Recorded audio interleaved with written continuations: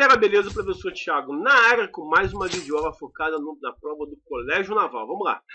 Seja x real tal que, no caso, essa expressão dada, sendo assim o valor é igual a... Cara, que maneiro. Primeiro, o MMC entre x mais 1, 1 menos x e x vai ser x dá 1, 1 menos x, x mais 1. X mais 1 dá 1. 1 menos x, depois 1 menos x, né? Vai dar 1. E no final vai dar 1. Então a gente já sabe que o MMC vai ser x, x mais 1 e 1 menos x. Bom, aqui eu já tenho x mais 1. Então, na verdade, eu terei x vezes 1 menos x. Aqui eu já tenho 1 menos x, então eu vou ter x, x mais 1. E aqui você vai ter x mais 1 vezes 1 menos x, né? Logo você tem, calculando, ficando. Isso vezes 3 vai ficar 3x, 1 menos x, mais 4x, x mais 1, igual a x mais 1 vezes 1 menos x. Que depois que você calcular, né, fazer a distributiva, né, tudo bonitinho, direitinho, gostosinho, cheirosinho, ok?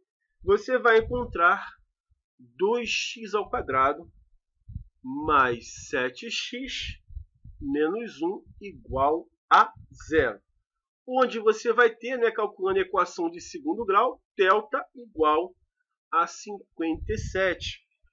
Onde a primeira resposta vai ser menos 7 mais raiz de 57, tudo sobre 4, que na verdade eu posso colocar aqui, deixa eu mudar, raiz de 57 menos 7 sobre 4 e x duas linhas menos raiz de 57 menos 7 sobre 4. Logo, se a gente calcular o x ao quadrado, que é o denominador, eu gosto de calcular por partes. Nós temos x ao quadrado igual raiz de 57, peguei a primeira resposta, né? Eu achei mais fácil, ao quadrado, que você vai encontrar, nesse caso, 53, né, calculando, menos 7 raiz de 57 sobre 8. Né? Se você calcular, né, a primeira relação, no caso, raiz de 57 menos 7, vai ser quadrado do primeiro, menos 2 vezes o primeiro pelo segundo, etc, etc, você vai achar esse valor dado aí. Fazendo isso, a gente vai ter o seguinte, ó. Presta bem atenção no que eu vou fazer aqui. Você tem 1 sobre x ao quadrado menos 7 sobre x, que efetuando o MMC é x ao quadrado. Então aqui é x e aqui é 1. Ficando 1 menos 7x sobre x elevado ao quadrado. Então, calculando por parte de novo, você tem 1 menos 7x, que é igual a 1 menos 7 vezes o que eu tinha achado, raiz de 57 menos 7 sobre 4. E você vai encontrar, de novo, aqui embaixo, 53 menos 7 raiz de 57 sobre 4. Como você tem que dividir, né, aquela situação toda dada ali, você vai ter, nesse caso, 1 menos 7x dividido por x ao quadrado, ou seja, tudo, né, conforme demonstrado aqui. Logo você tem, nesse caso, 53 menos 7 raiz de 57 sobre 4 vezes 8 sobre 53 menos 7 raiz de 57. Dá para cancelar. 8 dividido por 4, que a gente vai encontrar 2. Ou seja, um numeral de conta para no final achar um número desse. Tá certo? Eu encurtei e enxuguei ao máximo para te mostrar que em prova a gente não pode perder tempo. Tá certo? Compreendeu? Entendeu? Não perde o foco não. Vem comigo. Fala galera, beleza? Aqui é o professor Thiago com mais uma videoaula voltada para o Colégio Naval. Diz assim: analise as afirmativas a seguir. Sejam A, B e C os lados de um triângulo com C maior que B, B maior ou igual a A. Pode-se afirmar que C ao quadrado é igual ao quadrado mais B ao quadrado se e somente se o triângulo for retângulo. É a primeira afirmação. Se um triângulo é retângulo, então as bissetrizes internas dos ângulos agudos formam entre si um ângulo de 45 graus ou 135 graus. Bom, dadas as afirmativas, né, guerreiro? Você vai ter: assinale a opção correta. Bom, vamos para a primeira. Na primeira ele diz: seja A, B e C os lados de um triângulo com C maior que B, B maior ou igual a A e o C maior que todo mundo, né? Pode-se afirmar que C ao quadrado é igual ao quadrado mais B ao quadrado se e somente se o triângulo for retângulo. Isso aí é uma verdade. Por quê? Porque num triângulo ABC, o retângulo, né, no caso, onde o retângulo é C maior que B ou maior ou igual a A, e também C ao quadrado é igual ao quadrado mais B ao quadrado. Pela relação de Pitágoras, né, tomando o C como a hipotenusa, né, então você tem o C, o A e o B, você já sabe que isso aí só pode ser verdade. Então, isso aqui, verdade. Aí ele fala assim: se um triângulo é retângulo, então as bissetrizes internas dos ângulos agudos formam entre si um ângulo de 45 graus ou 135 graus. Vejam, se eu tenho um triângulo retângulo com 90 graus aqui, puxando aqui, ó, chamando de A e A, são bissetrizes, e aqui de B e B, né? Formando, acho que o meu triângulo ficou um pouquinho pequeno, né? Deixa a gente aumentar esse triângulo para que você possa enxergar, né, guerreiro? Porque você não é o Superman com uma visão, né? Uma visão sinistra. Se eu conseguir fazer reta a paradinha ali. Deixa eu tentar aqui para ver se eu consigo. Pá e aqui pá. Então você tem bissetriz A e A, e você tem, no caso, chamar de B em B. Observa que você tem um triângulo grande e um pequeno. Então você tem 2A mais 2B igual a 90 graus. Então A mais B, 45 graus. Se no outro você tem o ângulo X aqui, ó, X e X, vê se você consegue enxergar meu X. Você vai ter ambas situações, A mais B mais X igual a 180 graus. Professor, não estou entendendo. A, B e o X aqui. Deixa eu colocar numa outra cor para você enxergar, né? Você tinha A, B e B. E esse ângulo eu chamei de X e X. Então, se A mais B é 45 graus mais X igual a 180 graus, então X pode ser 135 graus. Então, isso aí é uma verdade, guerreiro. Verdade, né? Agora, vamos para a terceira afirmativa. O centro de um círculo circunscrito a um triângulo retângulo está sobre um dos catetos. Isso aí é falso. Por quê? Porque você tem a circunferência e um triângulo retângulo, ou seja, um triângulo com um ângulo reto. E ele fala assim: o centro de um círculo circunscrito a um triângulo, quase não saiu, né? a um triângulo retângulo está sobre um dos catetos. Não está. Não é verdade.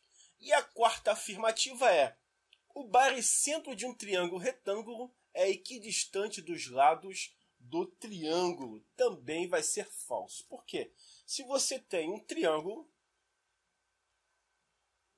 e um triângulo está inscrito dentro deste triângulo, você vai pegar o centro, né? Considera aqui como centro, e você observa, né, que não é verdade.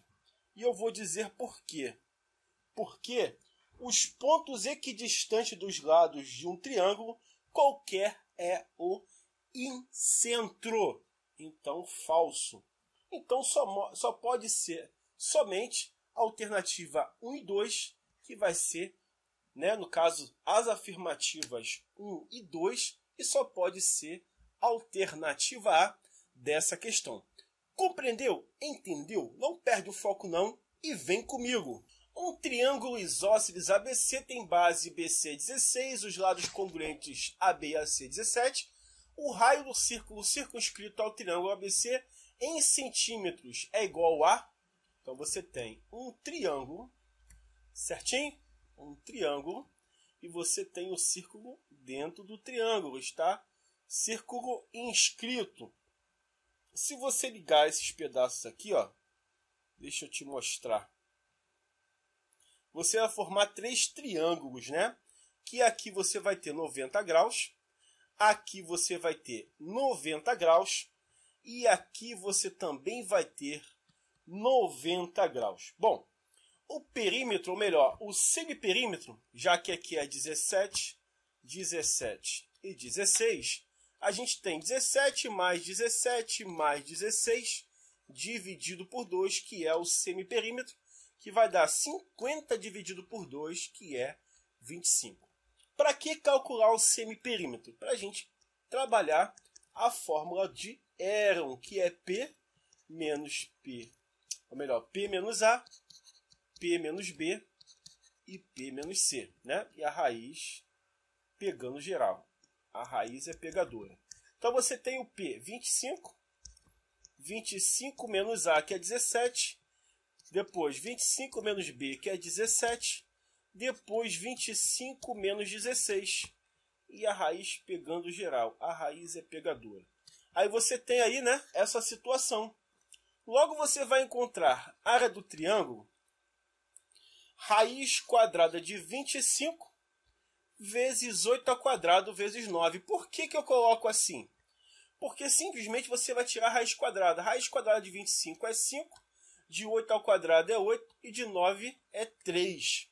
E você multiplicando 5 vezes 8 vezes 3, você vai encontrar 120. Ele quer saber o raio. Então, essa fórmula que eu fiz também pode ser traduzida por área, semiperímetro vezes o raio, que aí você encontra, né, a área aí desse triângulo, né? Então, a área é 120, o semiperímetro é 25R. Então, R é igual, nesse caso, 120 dividido por 25.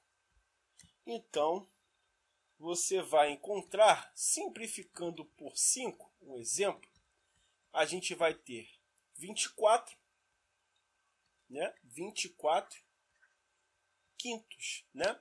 Nesse caso, alternativa B dessa questão. Tá certo, guerreiro? Não perde o foco não e vem comigo, vamos embora. Sejam números real x tal que w é igual a 2x ao quadrado sobre 9, blá, blá, blá. Sendo assim, qual o valor de x para que w seja mínimo? Então, vamos trabalhar com x vértice, né? Para que seja mínimo. Você tem menos b sobre 2a. O meu b é menos raiz de 6 sobre 6, dividido por 2 vezes a, 2 nonos. Logo, você tem raiz de 6 sobre 6 vezes 2 vezes 2, 4, 9 quartos. Então, dá para eu simplificar aqui por 3. Aqui vai dar 3 e aqui vai dar 2. Então eu tenho 3 raiz de 6 sobre 2 vezes 4, 8. Neste caso, alternativa B, né? Por que você sabe que é x, professor? Porque ele pediu qual o valor de x, né? Se fosse y, um vértice, você tinha menos delta sobre 4a. Tá certo? Para que você possa calcular numa boa. E ó, perde foco não, hein? Vem comigo. Sabendo que 5 elevado a k é igual a 561 mais 2 elevado a 2p e 5 elevado a k sobre 2 igual a 17 mais 2p, o valor de pk mais menos kp sobre pk mais kp é igual a... Bom, você tem, né, no caso aqui, ó, 5 elevado a k sobre 2 igual a 17 mais 2p. Que na verdade é a raiz quadrada de 5 elevado a k igual a 17 mais 2p. Logo você vai ter 5 elevado a k está como raiz, passar ao quadrado para o outro lado. Na verdade, a gente eleva o quadrado dos dois lados, né? Porque é assim que você aprendeu na escola. Logo você tem 17 mais 2 elevado a p elevado ao quadrado. Se você tem 5 elevado a k igual a 561 mais 2 elevado a 2p, é só substituir 561 mais 2 elevado a 2p, quadrado do primeiro, que é 17 elevado ao quadrado, que nós teremos 289, mais 2 vezes o primeiro pelo segundo. Então, 17 vezes 2, 34 vezes 2 elevado a p. Mais o quadrado segundo. Se você tem 2 elevado a p ao quadrado, que é o quadrado segundo, é 2 elevado a 2p.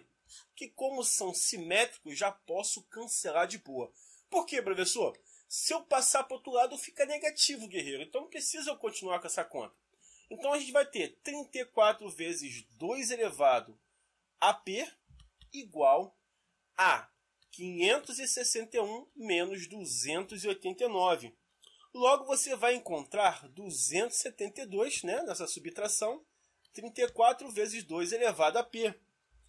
Aí você tem 272 dividido por 34, porque ele está multiplicando, vai passar dividindo. Então você tem 2 elevado a p igual a 8. Logo, você sabe que fatorando 8 é 2 elevado ao cubo.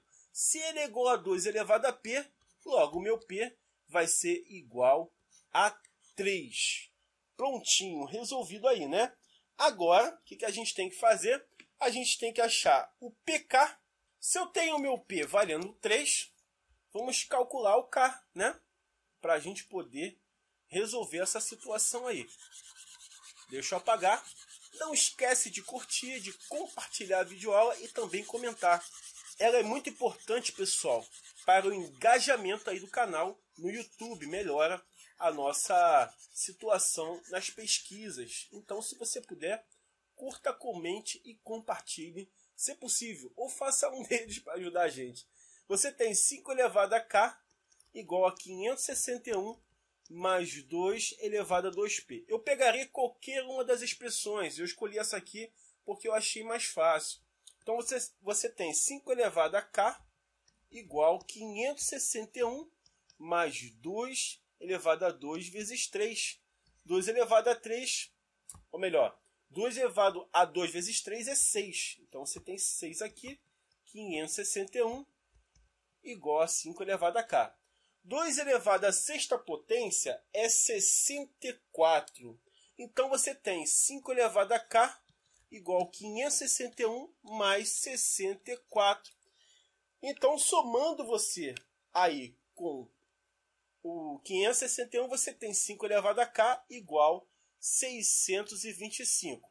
Se a gente fatorar o 625 por 5, a gente vai ter 125.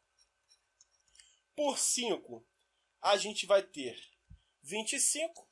Por 5, 5 e por 5, 1. Então você tem 5 elevado à quarta potência. Logo, 5 elevado a k é igual a 5 elevado à quarta. Logo, o meu k vale 4, porque as bases são iguais. Agora, vamos calcular o pk, o kp e assim por diante. PK, o P é 3, o K é 4. Então, 3 elevado à quarta potência menos o K, que é 4 elevado à terceira, né, no caso ao cubo, sobre PK. O P é 3 e o K é 4, mais o K, que é 4, elevado a P, que é 3. Logo, calculando isso aí, a gente tem o seguinte, que 3 elevado à quarta vai ser 3, 9, 27, 81, né? 3 elevado à quarta menos 64 sobre 81 menos, ou melhor, mais 64. 81 menos 64, a gente vai encontrar 17. Né? Já deu até uma dica, não precisa nem eu fazer a conta, já é letra C. Mas, por desencargo de consciência, a gente vai ter 145 no denominador. Então, como não dá para simplificar 17 sobre 145, a alternativa C dessa questão. Compreendeu, guerreiro? Compreendeu, guerreira? Entendeu? Não perde o foco não e vem comigo.